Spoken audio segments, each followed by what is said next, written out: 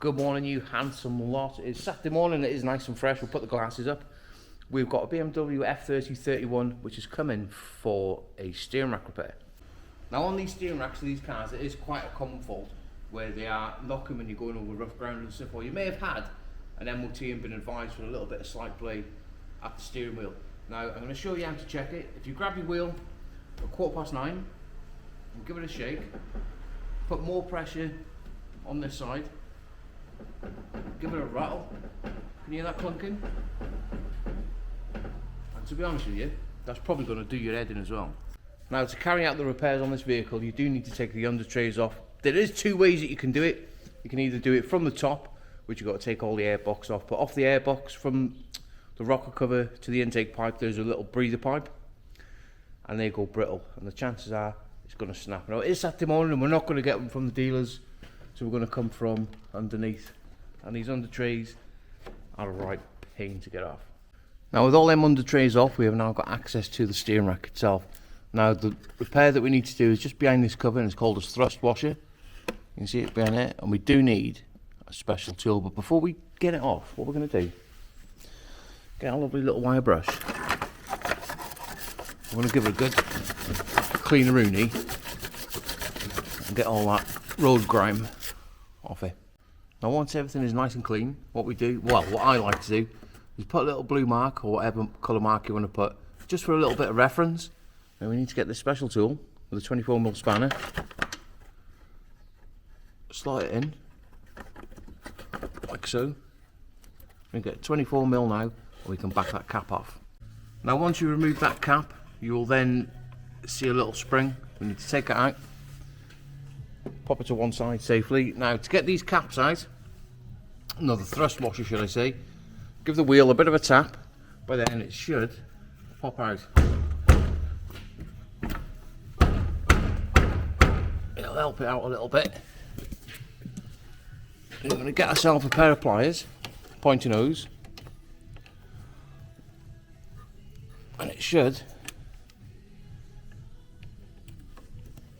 just pull out like that, and that is one thrust washer removed. Now with that original one removed, we can now compare it to the uprated ones, which are from BMW, and that is the part number that you need. And in the kit you get all sorts of new caps, an uprated spring as well, and also a little rubber cap to stop all the crap going in. If we have a little look at them,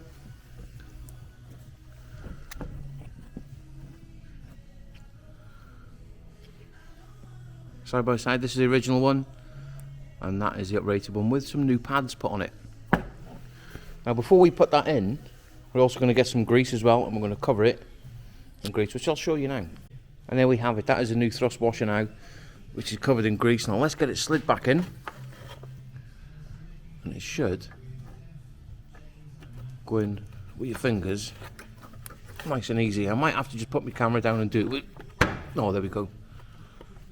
It's gone in beautifully. Now once that's in, we can get our uprated spring, pop that in place. Now sometimes it can fall out, but what you do, just put a little bit of grease on the end of it, and that will keep it in place while you put the cap on. Now once you've put that cap back on, before you finish it, I normally put it so it's flush with the steering rack. But what I like to do, let me put the camera around, is drop the vehicle down on the floor, grab the steering wheel and just check it. There is a proper tool for doing all this, but I have done that many of them this way, it's not going to hurt. Now if you do it too tight, your steering wheel will stay like that.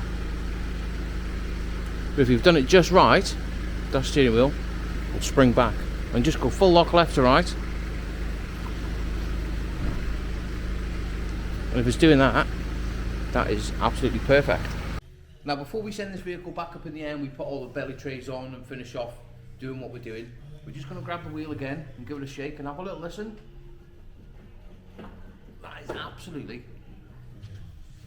perfect. Right, now we've got this vehicle fully raised. What we're going to do, finish the job off, we've got a little rubber bung that goes right in the centre there. Just put a little bit of grease on it and it'll slide in properly. and go back to your reference mark what you put on before you stripped it and just mark the new cap. There we go. Right, the hardest part now, and it's going to be a blag, is putting all that belly tray back on. And there we have it. With a little bit of magic now, that car is back on the floor. All we're going to do now, give the bonnet a big close, jump in the car and give the steering wheel a good shakerooning. Now this car has done 114,000 miles. Now you can also check that play as well with the ignition off. You can give the steering wheel a shake side to side and you will hear a little bit of a knocking noise, but this now is perfect on the steering. The customer's probably going to notice a little bit of difference, obviously because the steering rack is a little bit tighter because it hasn't got that free play in it. But anyway, there we go. Hope you've enjoyed the video and have a great weekend, and it is bank holiday. Let's get it sent.